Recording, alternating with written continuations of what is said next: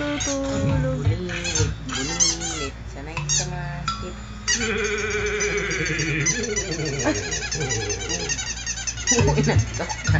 Inantok na si... Inantok na si Amy. Teka lang. Sleep na si Amy.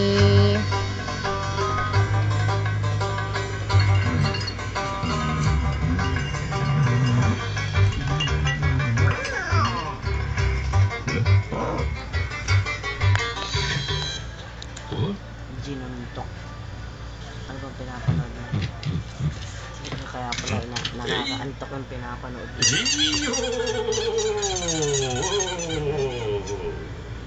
Wait na, wait.